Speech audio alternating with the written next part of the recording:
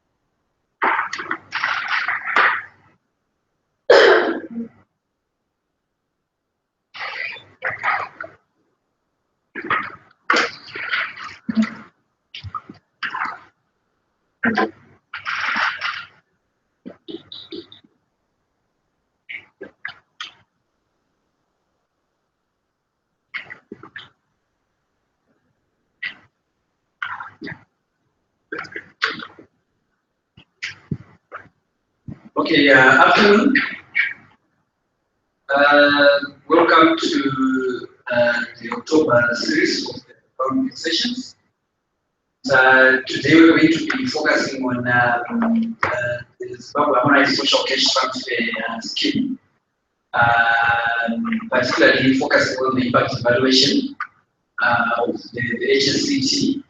But going into further analysis that has been done by the FAO team working within the Section 2 production team, which is a collaboration between FAO, UNICEF, and Save the Children.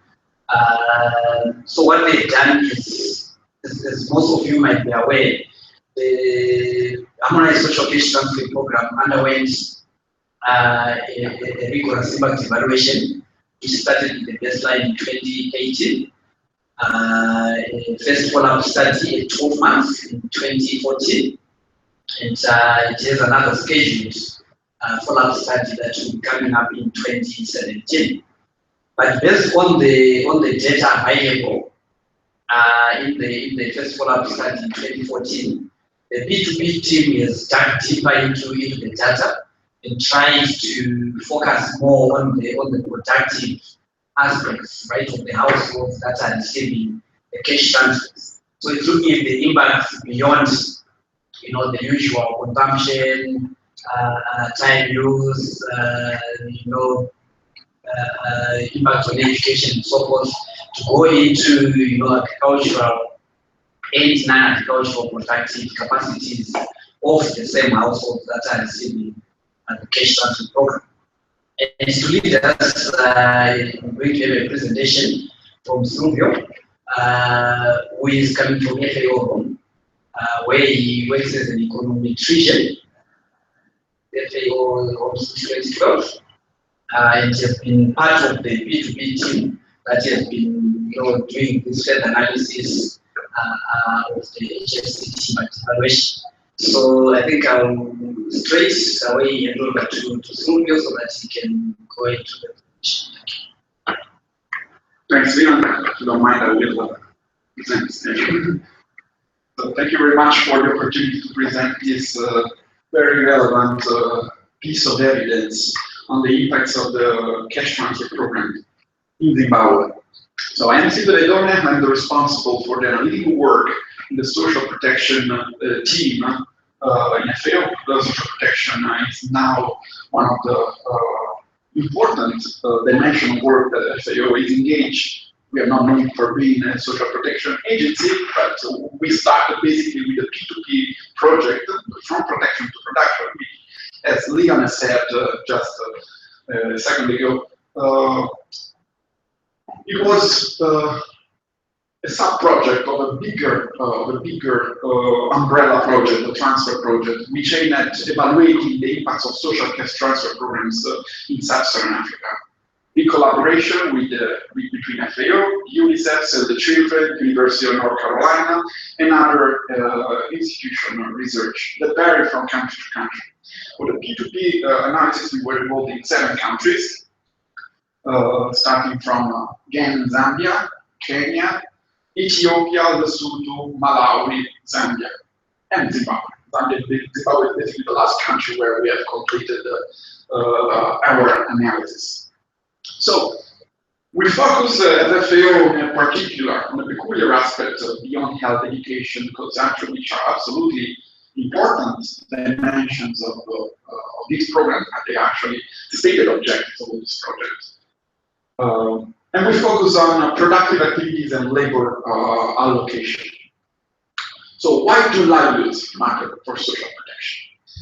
Well, we perfectly know that most beneficiaries in sub-Saharan Africa are rural, are engaged in agriculture, and work for themselves. Engaged in agriculture means that they work, they cultivate their own plots, they raise, they graze their own livestock, and mostly they grow local staples. They have really traditional technology with low levels of modern inputs. Most production is consumed on the farm with limited commercialization. So it's the typical definition of subsistence farmers.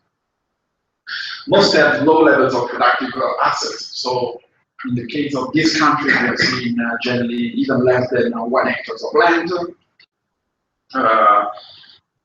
Then very rarely they apply, they use modern inputs such as chemical fertilizer, pesticide, herbicide, and many diversify their source of income as a form of risk strategy, or to manage the possible shock that might occur in their livelihoods.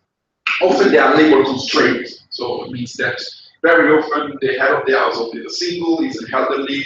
Very often in few countries is the grandmother taking care of their grandchildren, especially in the context of HIV. In some countries, the prevalence rate of HIV is quite high, so we have the so-called missing generation. We don't have adults entering working age, and we have, on the other hand, elderly people taking care of adolescents. And then we have a large share of children working on the family farm. So in many countries, we have the rate of child work is about 30–40%. So beneficiary work in context of multiple market failures, which constrain the economic decision in production, in investment, the decision to offer their labor.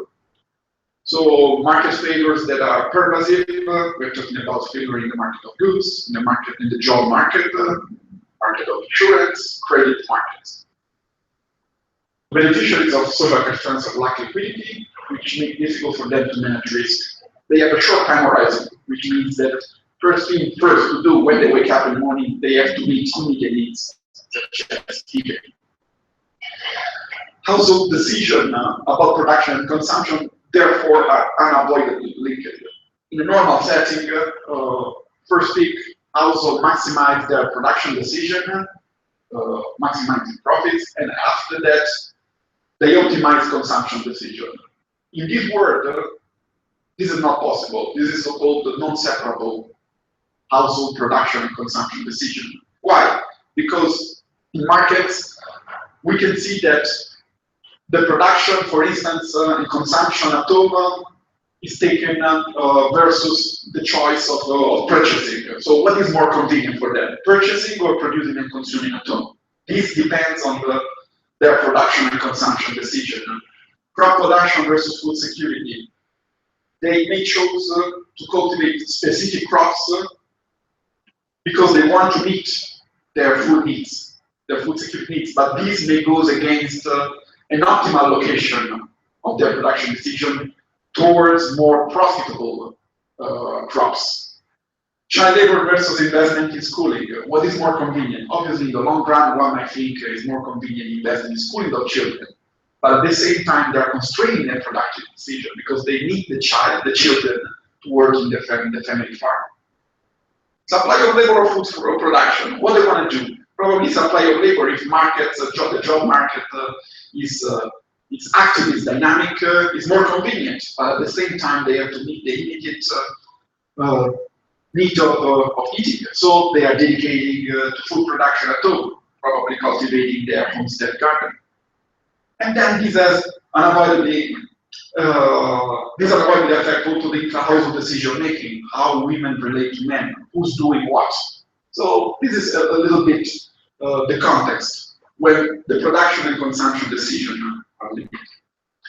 And which means that reaching social goal requires sustainable livelihoods. So this beneficiary of social cash transfer in the long run, in any case, will need profitable livelihood solution.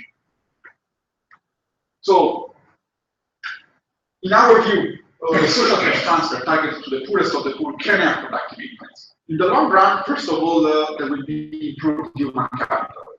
So, if beneficiaries of social cash transfer are able now to spend for their children and invest them on their food, on their food needs, and on their education needs, this will have unavoidably this will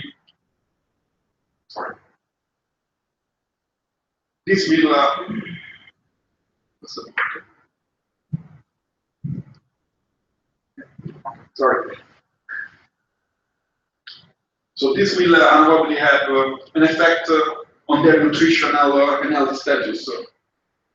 And in the long run, this means they will be probably more productive and employable. The transfer can relax some of the constraints brought on by the market failure, such as lack of access to credit and insurance. They may help households to manage risk and to provide them with the liquidity. Further transfer can reduce the burden on the social network, on all the community dynamics and the informal insurance that are setting up in the rural areas. Further, the infusion of the cash can lead to multiplier effect in the local village economy. In a perfect, ideal situation where markets are perfectly functioning, this will not be the case, because you inject the cash, markets are perfect, probably it would be just an effect would be inflation. But in rural areas, markets are far from being perfect, as I said.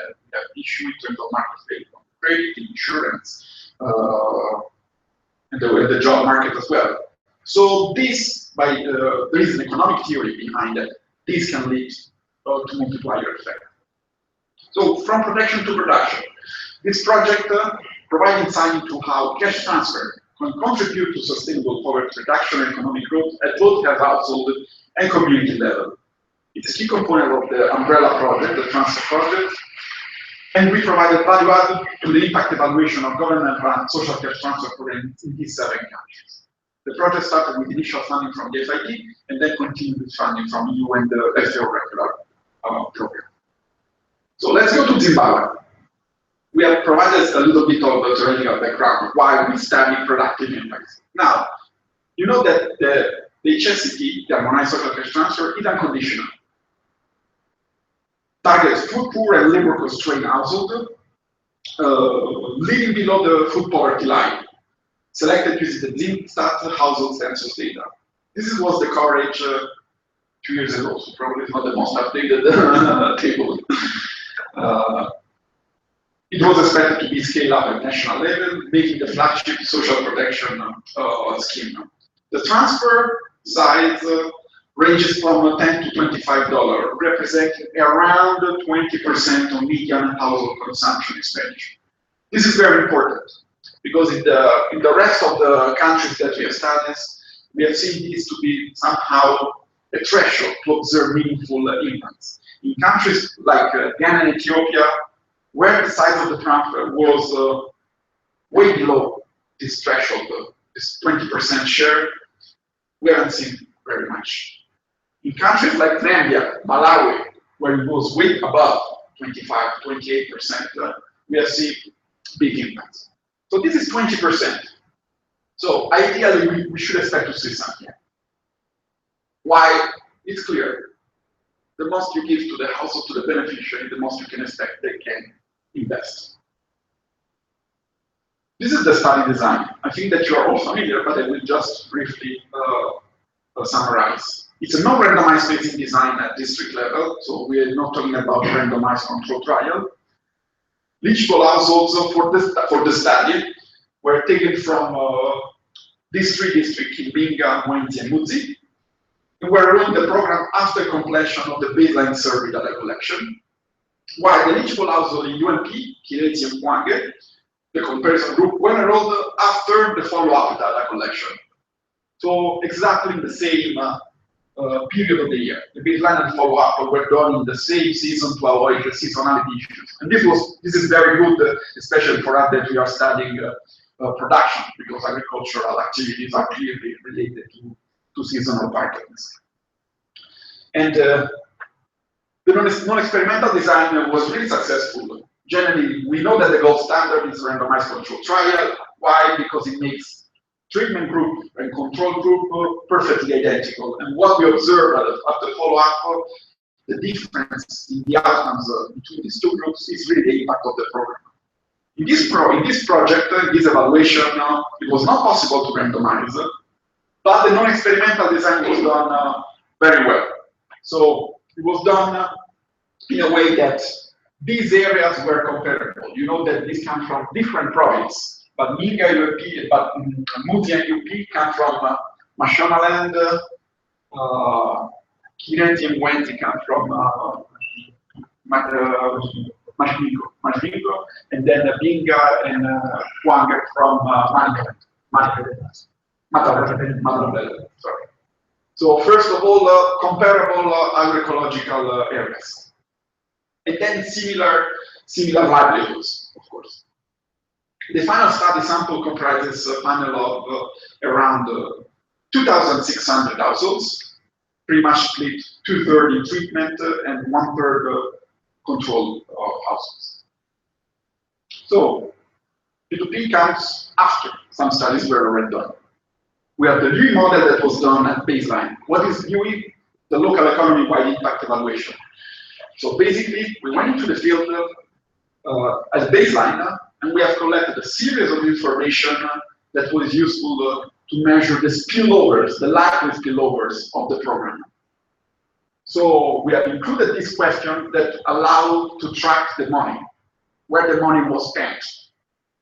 In this way, it was possible to understand whether there was a spillover or not. There were some indirect effects of the program. Because generally, all these cash transfer programs have been started looking at just the direct impact. We were very interested also in the indirect impact of the program. So we collected information also on the ineligible households, so households that were not eligible for the cash transfer program.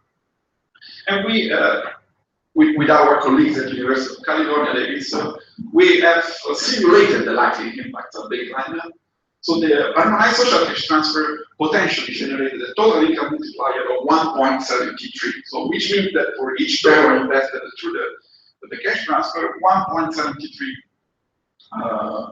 was the return substantially.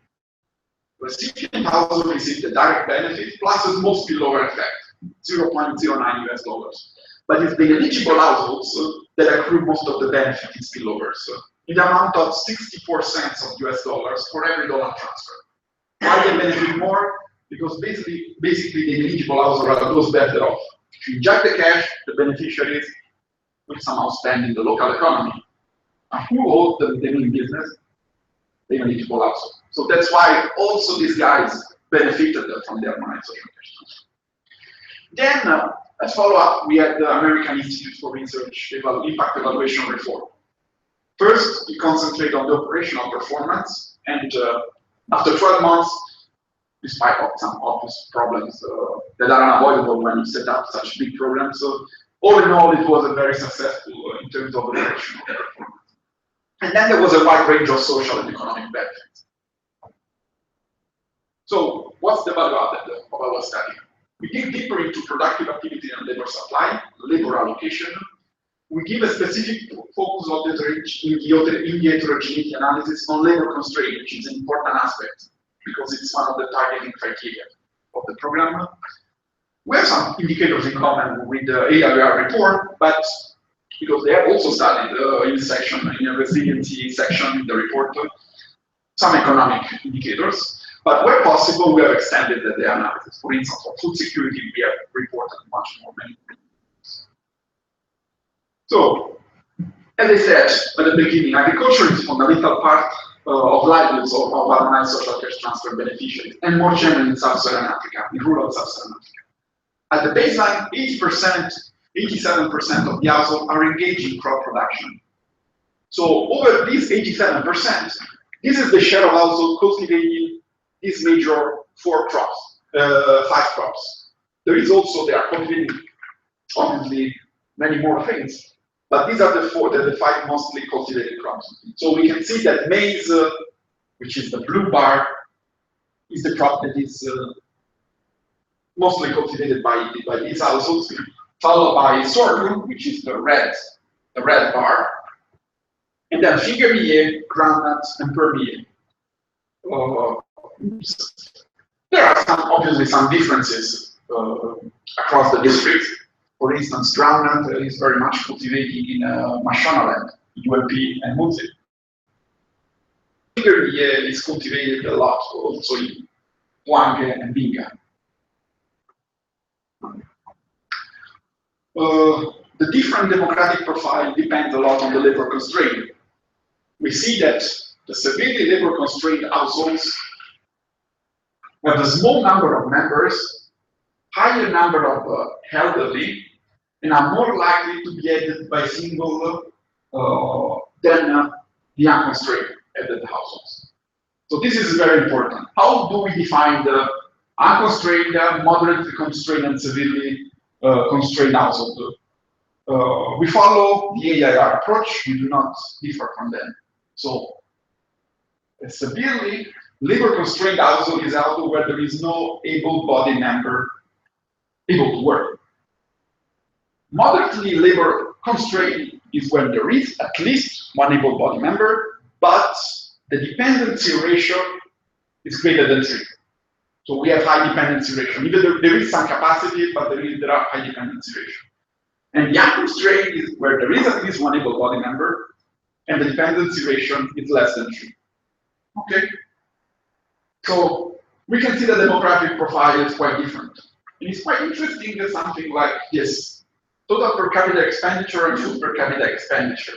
So the severely labor constrained apparently spend more. And I will explain why probably it is so. But as you can see, it's interesting. These are probably the grandmothers that I was telling you before, the grandmothers taking care of the adolescents. Also diversify their sources of income, as I said before, in the overall context of sub-Saharan Africa. And this is no exception. At baseline, 3/4 of eligible households rely on more than 2 sources of income. More than 2, so it's 3 plus. Severely labor-constrained households are less engaged in most activity. The green bar are the severely labor-constrained, the red bar is the moderately labor-constrained, and the blue bar are the unconstrained. As you can see, the green bar is always shorter than the other bar. But is higher, is taller for transfer and other. So for this group of households, around 90% of households receive transfer or some other non-labor income type of sources of income. So probably this higher spending is related to this, to transfer. So now let's go to the impact analysis. This was just a profile baseline of this poor, which is interesting because it gives already a lot of insight on what you can expect. So first of all, we generally look at, did they invest in inputs? No, we cannot say that they really invested in input. If any, there is even a reduction in the already low use of pesticides. I will just explain. For all the tables for most of the tables that I showed you, under all, we have the overall impact. Unconstrained, moderately constrained, and severely labor constrained. For these columns, these are the impacts at group level. So we are making this heterogeneity analysis. Under ETT, this is the impact estimates, the intention to treat estimate. And B is the baseline value, so that we can compare how big is the impact compared to baseline value. So as you can see, already at baseline, and they were using only 2.9%. This means that they basically shrink to 0 their pesticide use. But at the same time, they increase the chemical fertilizer expenditure. Probably those that were already using the chemical fertilizer spent a little bit more, even though we didn't see more household spending on chemical fertilizer. So there is no big impact. There is some, let's say, shifting into use from pesticides to chemical fertilizer.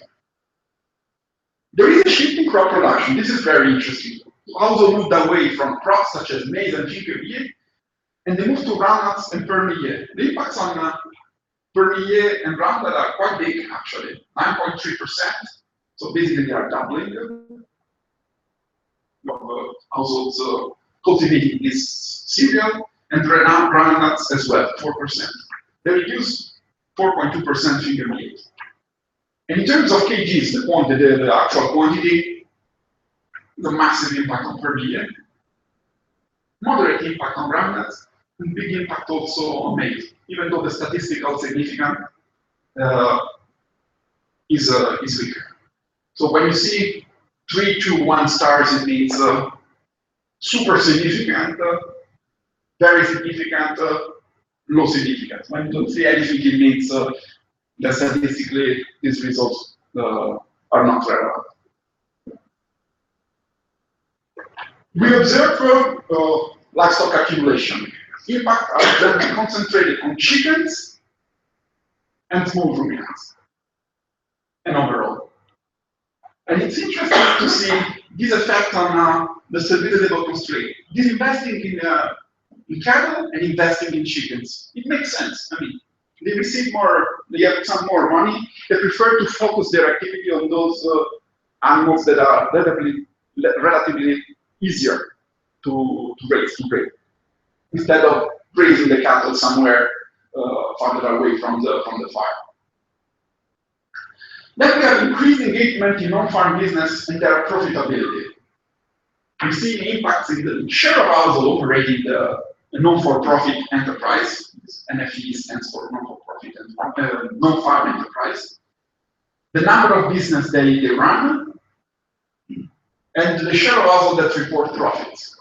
So these results are strong in magnitude and in terms of statistical significance. This is relevant. And interesting, the impacts are driven by the severity labor constraint that report more businesses, more profits, more assets. That's interesting.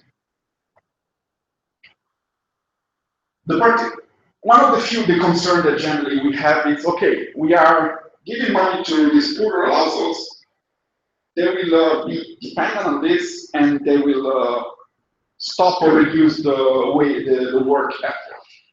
In terms of the participation in wage and casual labor, marital labor here in Zimbabwe, we can see we don't have much evidence.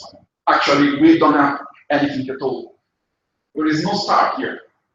This is perfectly clean. All the impacts that we observe are small in magnitude and non-significant. So basically, it seems that it's not affecting participation in the wage labor market. This is interesting because in the other countries that we have evaluated, the social cash transfer reduced a lot the marital type of labor, Ghana, Malawi, Baide, Ghana, whatever you want to call this. Casual labor in agriculture, generally it is reduced because it's considered as a mean of last resort. In this case in Zimbabwe, we haven't observed this. It might be a good and a bad news at the same time. Good because it means they're not reducing the work effort. Bad because it means that probably this work, especially the marital, they need so much the marital in order to get liquidity that they cannot afford to withdraw from it. So this is peculiar in the 7 countries, just to Zimbabwe. It's an interesting result. We have a reduction in the number of days that adults work on the farm. What we don't observe overall, a reduction or an increase in the share of household farming. The reduction is in the number of days they work on the farm. This is puzzling. Is this linked to the switching crop that they are cultivating? Are these crops that are cultivating less labor intensive? Because maize, for instance, compared to per millet, you need much more time to harvest. That's what I ever learned when I was reading documents related. Because I was puzzled, how's that possible? There is no reduction in crop production. Why they're working 20 days less per year? 20 days is not trivial. It's basically 18%, slightly less than 20%. So probably this is related to the nature of the crop that they are cultivating now. Something that I was thinking about, and I might hear your views also, if you want to add with the interpretation of the results. And the reduction, curiously enough, is not driven by the labor constraint, but is driven by the labor unconstrained. So, more puzzle. Probably this is the most difficult result to interpret. The other ones are pretty much easy. Unavoidably, increased food security and more diverse diet. This is a result that is common in all countries. You provide money, and household can meet their immediate food needs. Data is collected in the harvest period, so food insecurity is at lowest. It's May, June, okay? And for instance, look at the daily caloric intake per capita. Overall, we have calculated 2,000 calories, 2,100 calories per day per capita. So a decent, a decent caloric intake. And we didn't observe any impact. But it's interesting that we have observed an increase in the caloric intake from purchases rather than from own production, which pretty much remains stable. This minus 31 is not statistically significant. And this result, again, is driven by the labor constrained households. We observe an increase in the household dietary diversity score, almost 0.6 food groups consumed more. And surprise, surprise, again, driven by the severe labor constraint. And we observe an increase also in the number of consumed items. 1.3. Zimbabwe had pretty much a decent consumption model. It was around 100 items in the list that was in the questionnaire. At baseline, it was 10.6 items of food that were consumed. 1.3 is around 9–10%. So it's not an irrelevant impact. Now 1.2 increase in severely labor constrained households. So again, here the severely labor constrained are making the lion's share. We don't have the compelling evidence about strengthening of social networks. The majority of the impacts are positive, but not statistically significant. We have just these results on cover group for the unconstrained households. And probably this evidence is confirming what we have found with the qualitative field work that we have done slightly afterwards the baseline data collection. There were some improvements in the strengthening of the social networks, but at the same time, there are also issues related to jealousies or community dynamics related to the reception of the cash transfer. So the conclusion. First of all, we have a short timeline. For all the evaluation that we have seen in the P2P project, we are looking at 2, 3, 4 years impact. Here we have only 6 payments, 12 months. So it's difficult for the beneficiaries to perceive the transfer as a steady income flow. So consumption is moving, planning for investment. And this is probably the issue, the reason why, for instance, we didn't observe impacts on inputs. The harmonized social cash transfer are conditioned by the demographic and productive characteristics of the household that receive the transfer. As we have seen, the labor constrained, moderately or severely constrained household, and the unconstrained have a quite different profile. The target population with limited labor availability, and low productive potential. However, despite that there is low productive potential, we have seen livestock accumulation, especially on chicken, increased engagement in on-farm business, a shift in cultivated crops, a reduction in adult on-farm work, off-farm labor supplies are changed, and there is a better access to a more diverse diet. So there are several significant results here, most of them positive. There are many impacts on the productive activities and food security indicators, especially in the labor-constrained households. I said 36 months, but it's now becoming 48 months. Impact evaluation will be needed to provide a more comprehensive snapshot of the impacts, also on the productive side. Thank you.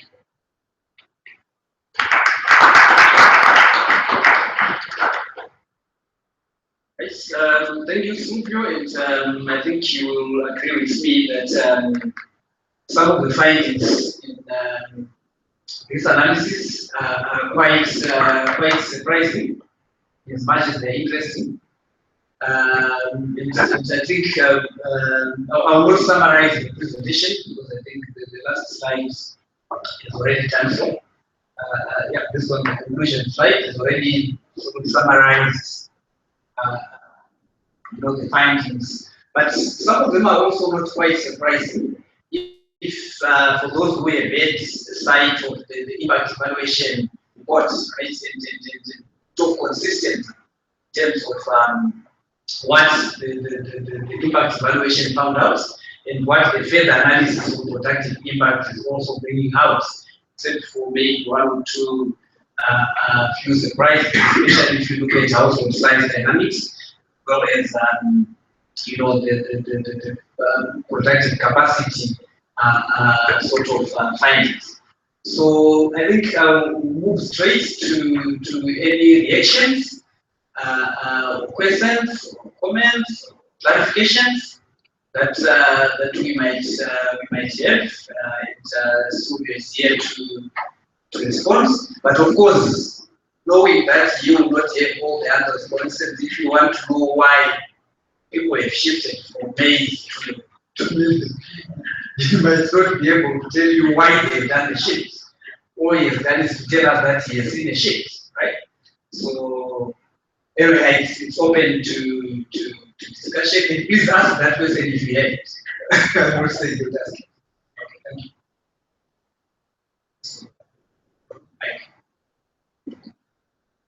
Thank you very much for the presentation. My question is on the impacts in terms of analyzing transport. I think we looked at the initial study and pointed to how all households basically have inter-size households. So I'm interested to really find out.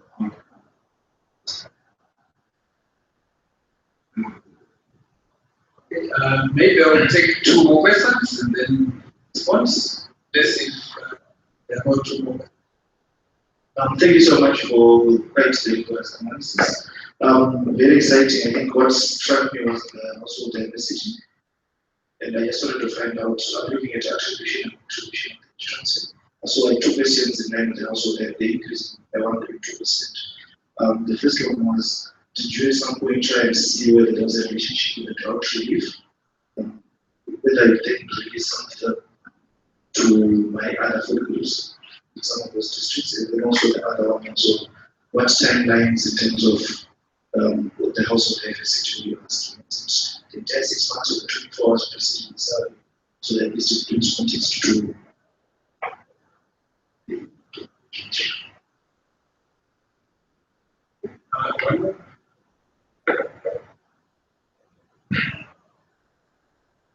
Thank you very much for the presentation. I think the results are quite interesting and consistent with the observations and some reports from some of the sites, notably from the district, where we know that most of the households are opting to invest in chickens because they require much more labor in terms of capacity. Those require special shelter because of wild animals. So I think the results are quite they highlight some of the issues that happen. I'm interested in knowing, however, based on evidence from other evaluations, can households participating in receiving conditional transfers, can they invest in their own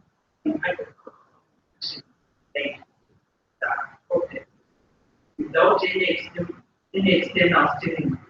Can they just do it without them receiving other forms of support, deliberate support for them, and maybe buying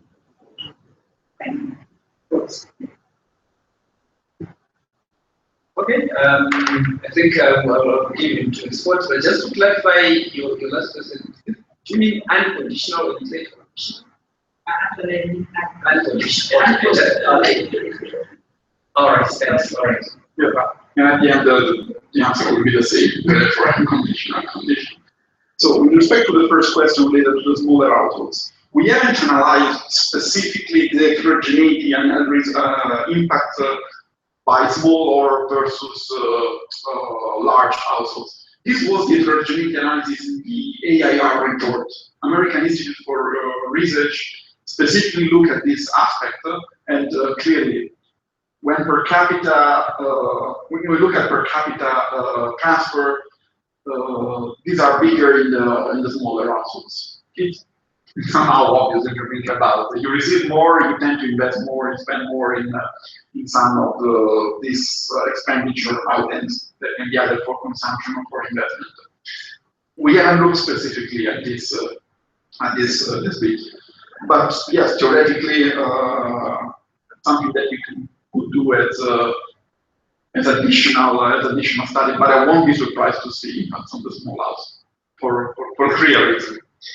In terms of the attribution of the results on dietary diversity to the harmonized social cash transfer, yeah, I mean, we can attribute this to the harmonized social cash transfer, these results, because first there was one nutrition component attached to the harmonized social cash transfer. It was the transfer, delivered, payments, and that's it.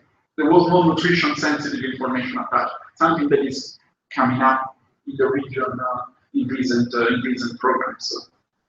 And in terms of the timeline of the indicator, the recall period, we know that the household dietary diversity indicator works best if you look at the 24-hour recall period.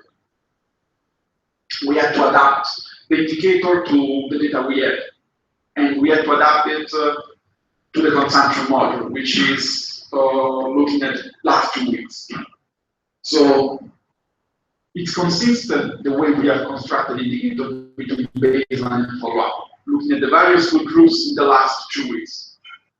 Obviously, you may argue that the value per se is not very indicative, because you would like to see this in the 24 hours recall. So probably the 6 point something at the baseline is a little bit higher than you should expect, because the 24 hours recall period is probably having an impact on the magnitude. But in terms of the impact, no. We're going to baseline, we're going to follow up exactly the same consumption model. The impact is genuine. You can argue about the overall value. And in terms of the last question, well, basically, this is the big debate in social protection now.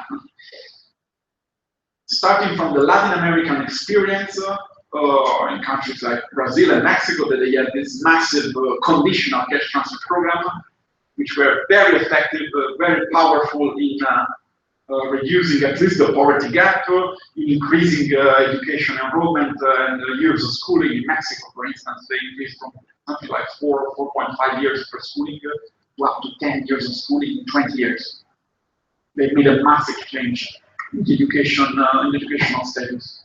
So they have resolved many issues in terms of the short term, consumption and food security, and in the long term. What is lacking here is a medium trend.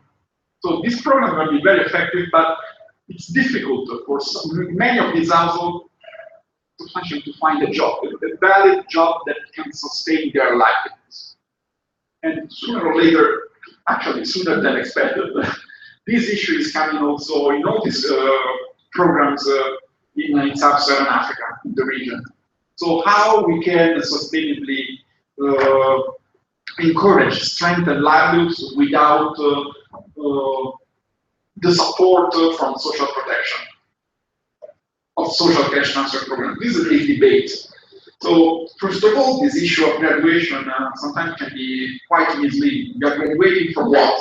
From a program, from poverty, so it's not very clear. And the fact that you are graduating from a program, something like graduating out of the cash transfer, it doesn't mean that a household will have to graduate out of social protection. There is a continuum of support that the government can produce and provide, from social assistance to social security. So now, for instance, in some countries in the region, Malawi and Zambia, we are discussing with government how we can possibly sustainably support the livelihoods, for instance, informal workers in agriculture. They have the right also. So we have to remember that these are rights. They are not just temporary support. These are rights. How we can support them, for instance, by pushing the agenda of social security. Because these workers have been completely excluded. We're just talking here about non-contributory assistance, but the contributory part is important as well. So how we can sustain livelihoods? This is a very good question. How we can harmonize, coordinate better social protection intervention with more sustainable support to livelihoods. Here in Zimbabwe, I'm here in Zimbabwe for two issues. One was to present these results, and the other one is to present what we have done with FAO, with the local country office, which is running an important livelihood and food security program. We have done a baseline, and so we are starting to think about how this program can reach these farmers and sustainably scale up the level of their livelihoods. This is something that the social protection domain and the rural livelihood domain should talk more with each other. Should be able to coordinate more the activities of the Ministry of Social Development with the Ministry of Agriculture, because we do not have the idea that I had from this cash transfer program is that the solution to poverty reduction, the solution to strengthening resilience cannot be sectorial. There should be some intersectorial coordination to make possible synergies between sectors. So, for instance, we are talking about setting up a unique registry so that it's easier to identify beneficiaries of programs. So it's a lively and it's a lively debate that we are having in the region. But it's the same in Latin America. I've done a mission last week in Latin America, and they have at a different level, but they have similar problems. How you can sustain livelihoods, how you can combine and coordinate social protection and rural livelihoods intervention. Okay, thank you. I think I'll just add to the question which was related to drought relief. Just to say, this analysis is based on 2014 all-up data before the droughts. Sorry, I forgot to I think it's fascinating. Oh, okay, you just want to add something? Yeah, and then we have to think about, even if it was occurring in 2015 with the drought, for the way it has been designed, the study, this shouldn't affect, the drought shouldn't affect the results. Because we have done it before and after. We are comparing outcomes, baseline and follow-up for the control and the comparison group. We have similar ecological areas. The drought more or less has affected similarly those districts. So even in the presence of a drought, the impact of results shouldn't change. Probably you will see at follow-up that both control and treatment group have a lower consumption, lower food security, etc. But the impact of what is different between the two is the contribution of the social transfer. Okay, thank you very much. So I want you to go to about 3 slides. The first one is on the calorie intake, 2100. Yeah. How did you calculate that? That's one question, or maybe you can answer it. Yeah, I will answer immediately. So, daily caloric intake, we have used the standard approach to measurement of caloric intake from household budget survey. This is an approach that is FAO statistics repository, and we have converted consumption to food quantities to caloric intake. We have the usual conversion table from quantities to calories, and then it's pretty straightforward.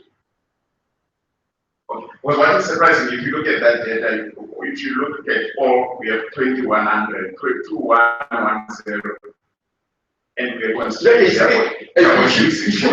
if you remember this.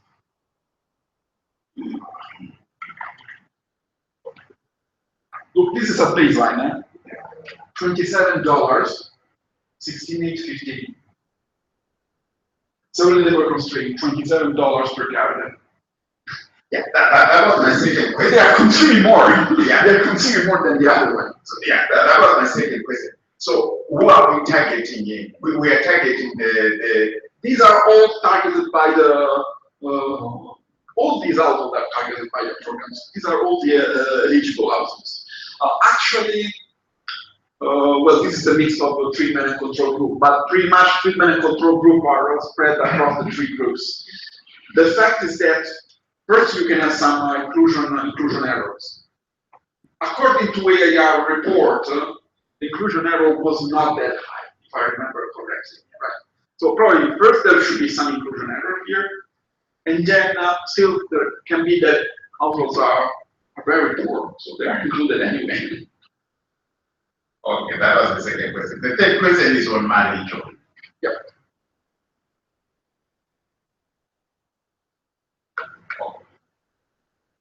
I think there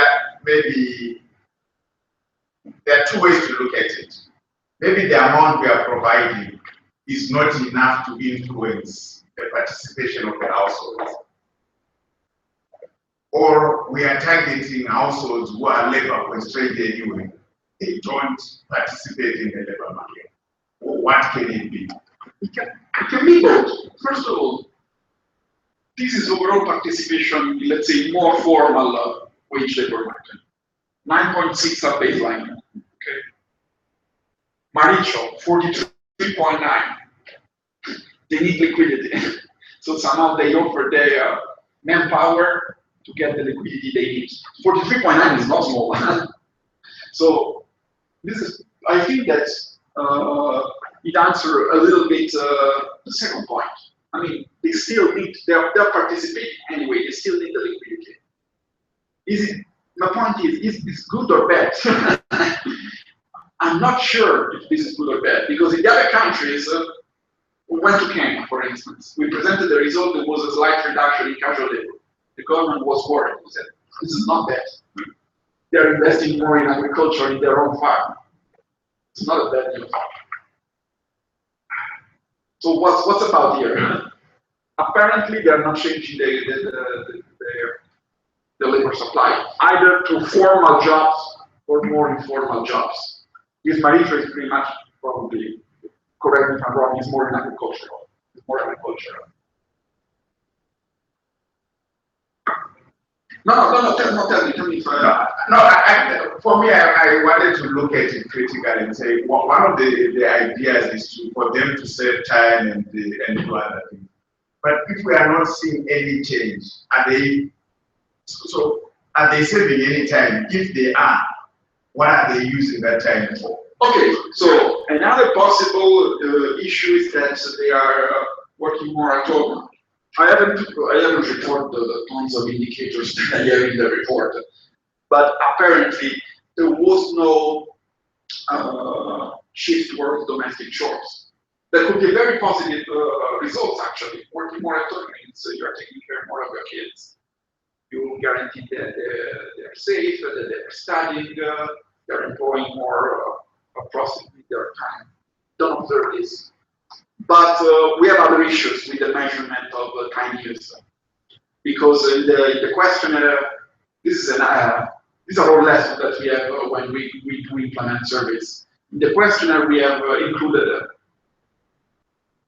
a question on the last 24 hours. How many hours did you spend on fetching water, collecting firewood, taking care of your children, taking care of the elderly, blah, blah, blah, a lot of it in the last 24 hours. It's good because it's exactly the same question between treatment and the control group. Still, it raises some issues in terms of, okay, how we can infer from the 24 hours recall period whether there has been in 1 year time, in the last month time, an effective change in their behaviors. So, in terms of output diversity, there are studies that they say it's fine. I don't know if this is fine in terms of labor supply patterns. I'm not sure. So if I say my conclusion is the severely labor constrained households are not the worst off in terms of food security and No, they are not worse off, they are better off. They are better off. No, sorry. This is probably the key result. This is probably the key results of the analysis. It's the severely labor constraints that are definitely benefiting most from the program. I think I would just want to add to say, to some extent, it's also expected, because if we go to the definition of the labor constraint, if we look at what is it that we are looking at to determine the labor capacity or lack thereof of the households, to me this will be a bit more consistent, because the fact that they were engaging in the casual labor in the first place, when looking at the condition, right? Some of them are chronically ill, most of them with severe disabilities, or they have a very high dependent ratio. So you would expect that they reduce the time that they actually go out to provide, their free labor. But of course, the challenge still remains to then account, right, for the time use. Which, if you look at, if you take, for instance, a household that is a high dependent ratio, household, you could account for that time possibly through the extra care they now have to provide either for the chronically ill at home or the children that are at home. But again, this will need to be tested and distributed. Thank you very much, and this is quite very interesting discussion. I'll get back to the small size households that are necessarily severely constrained. In the year report, the 12-month impact evaluation, not that small households actually spend most of transfers that they are receiving. Yet we're also getting at this point that they're seeing the severely constrained households again increasing their ownership of small and strong businesses, significant loss of profits and assets. So I'm beginning to wonder, is it that the Harmonized Social Transfer Program is allowing the households to unlock part of some of their resources to engage in more farm activity? Okay. Generally, it's interesting to note. No, the idea is exactly this one. The severely labor constrained household have lower potential by definition, but still they have a potential. It's not that they are not working anymore or simply because they're receiving the cash transfer. So the fact that we find some impact on, for instance, non-farm enterprises, to me makes sense. It's better to do some petty training or doing some pottery work at home instead of going to the field and hand weed a full days for 3 or 4 days. It requires less physical work. That was my interpretation. The fact that we find impact, for instance, more on the labor constraint on non-farm businesses, and the fact that they decrease investment in cattle and they increase in chicken. It makes sense as well, because cattle is, as a livestock breeding activity, is more engaging than raising chicken. So these results are sound, are interpretable. What's the average household size? The average Average household household size size was 3. I think 3 household members. Yes, 3.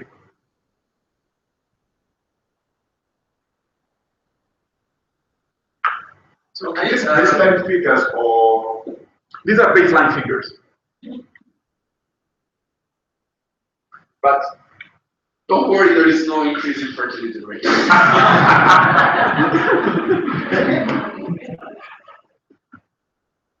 Okay, I think I'll take the last round of questions.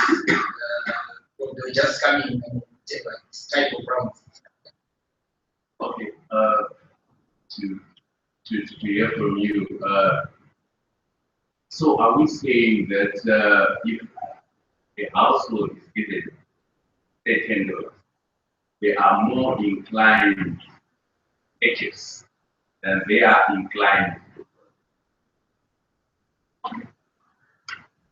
This is a very interesting question. So clearly, if you give them $10 and they have immediate food needs, immediate. If you have to produce, you have to wait a little bit more of time. So it's clear that they have a tendency towards purchasing. If you are so constrained in your in your labor activity, and if at the same time you are constrained in terms of needs, the first thing you will do is purchase. Right? And this is common to all countries that we have studied. This is the first point. The second point, this doesn't rule out the possibility that in part of that dollar, of those $10, of those 15, 20, whatever they receive, it's either saved or used for productive investment in some form. Now, we haven't seen much in terms of, I don't know, investment in inputs, even though something on chemical fertilizer.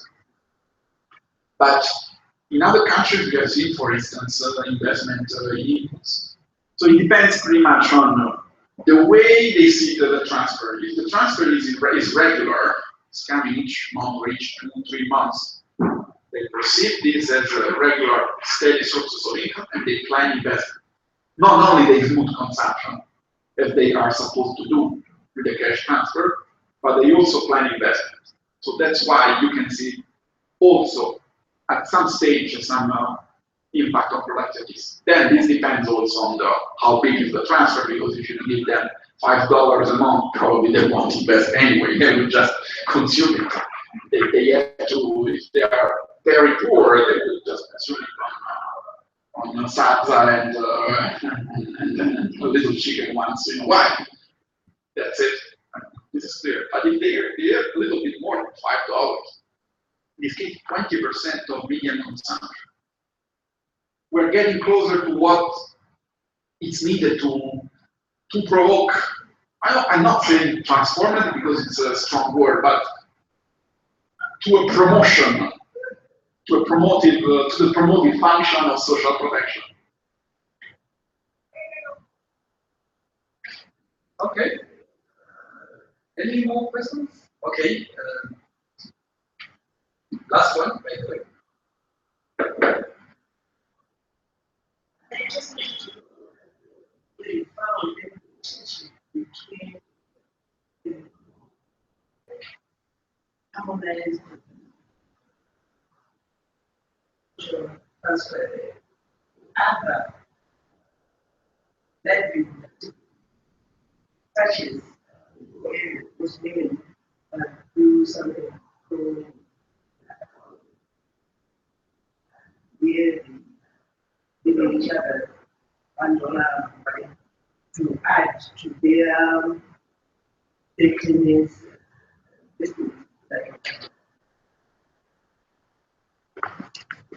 Okay, so you're asking me if basically you have found that there is other existing programs related to livelihood support. Because like you say, $5 for example, you not do anything. We just contribute. $10, yes. $10 Still few, yeah, of course. Yeah. So your question is related to if there is any other program related to livelihood support that is complementing the transfer. Yeah, yes. Well, we haven't found in the data a compelling evidence of this kind of interaction. No, we haven't found it. I'm asking that. It's like 6 payments. Yeah. Saying that's in 12 months. 12 months. It's by monthly payment. Yeah. Then again, I don't know whether it was $10. 10 to 25 depends on the number. It's based on the household size. I don't know whether she says. observed the council for I think it was the final slide on social network where he actually made an allusion to there being some increase in participation in terms of households, in terms of investment in formal savings. It's written as Mukara. Yeah, I thought it was Mukara. That's what I thought. Mukara, you mean? Actually, Mukara. Whereas I thought it was more like an error in that. So I'm actually saying, in response to what you said, I thought there is a slide which is actually acknowledging that a household, to some extent, are also participating, although minimal, in informal savings and can. No. This is possible. This is possible. See, we see all positive impacts. 4.3% increase in Mukaramo, 2.5% in farmer group. The issue is that it's not statistically significant. I cannot tell you with confidence, yeah, these beneficiaries that participated more. The tendency is towards that direction. But I won't dare to say something that is not supported strongly by evidence. I would have liked to see these 2 stars here. So I would have said something more confident. But still, it's a relevant point. Okay, and maybe just to add.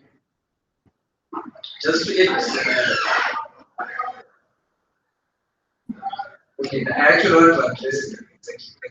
Right. So your question is quite relevant. If you listened to her earlier question where she was saying, does this happen spontaneously, for instance, that if you give cash to a poor household, for instance, they will, on their own, without anyone doing something consciously, will increase their productive capacity, or they will start investing, right, in resilient building sort of assets or something like that. So it's more or less related. In the program, the question like on Kando, if you go to the impact evaluation, it's actually on social. It's coming under the social network, right? So these are informal sort of arrangements, which no one is actually going to consciously say we want to start organizing UEP internal savings and lending, as an example. So these are happening just informal out there. But the other important point which Silvio is also raising is this is only at 12 months, right, from the baseline when the program started. So all our findings quite consistent, not only on the productive impact, but generally across the impact evaluation, are showing more of preliminary, right? They are more of pointers into what direction this is likely taking. What will be more interesting is the next analysis when we go to the 48-month follow-up, when these households have now received transfers for a 48-month period. But then we would expect to find some significant shifts worth talking about.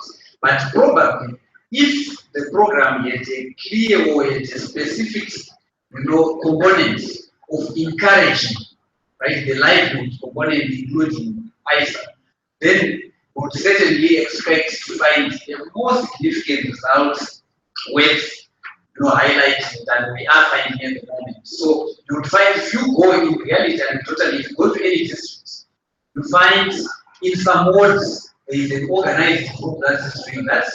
You go to another ward, there is absolutely nothing. Right? You go to Ginga, there are areas where they've actually supported each other to buy cow. In other districts, they've supported to buy goats. In others, it's direct consumption, nothing else. Right? So this is probably way more into policy recommendations in terms of if we are to maximize the benefits on the cash, what other messaging or what other support programs do we need to bring in I think he also mentioned earlier on capitalizing on potential productive impact, right? That would actually help graduating maybe from a social assistance program or maybe into the insurance type, social protection program. No, the issue of the messaging is crucial. Messaging is actually a form of soft conditionality, defined so. There is a program that we have evaluated in the Child Grants Program, which is a social cash transfer for children, for vulnerable children. And the program was purely unconditional. But at the pay point, there was a very, very strong messaging around investing the money for the children's. So we have found an impressive impact that we have never found in any other country on children's schools, uniforms, and shoes. Impacts on education and food security, especially for children, not for adults. So what that did mean? So basically what they did is convey messaging. So there was no condition. They didn't say you have to go to school and then we will receive the cash. We will check this condition. No, they haven't done something like that. They have clearly stated the message when the beneficiaries were receiving the money. And that clearly had an impact, because we have found these results very, very clear. And this is one of the issues. Sometimes you can push for specific objectives, not just with condition, but stating clearly the objectives of the program. So, and going back to the operational performance module of the survey that usually do a follow-up. Yeah, has done it also for the Harmonized social cash transfer. Do you know why you have to spend? What are the items that you have to spend the money that you are receiving not right now? Yes. Where 99% responded she's spending on children. 99%. So it was impressive. I mean, they clearly got the message. They did the message out, they sent the message out, and they received it. So they invested in school uniforms and shoes. It's food. They invested in food. They spent food for the children. So kids were going to school. They were more self-reliant, with more self-esteem, because it's something different. You go to school that you are properly dressed, that you go to school with your t-shirt that is torn apart. Completely makes a difference. So that was the message, and they received it.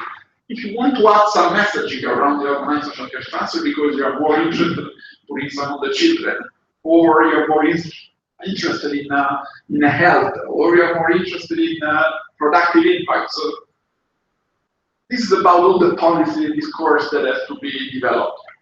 That I cannot tell you clearly what is the best, but this is something that you have to think internally within the government, within the development, all the development partners. But this is, for me, it's a valid policy recommendation. If you want to have if you want to reach a specific objective with a cash transfer, obviously you cannot reach all the objectives, so you have to focus.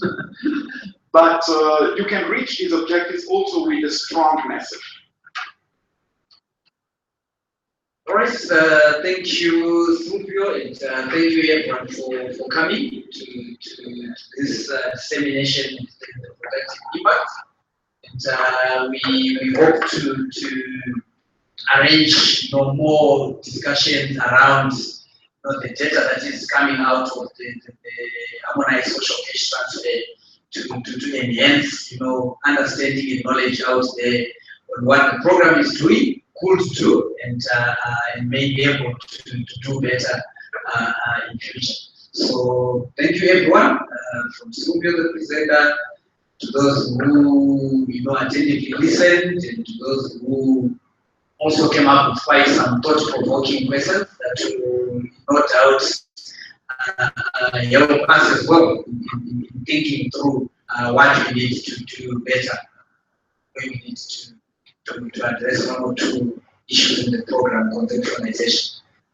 Thank you. And I think on the way out, there should be some little rounding.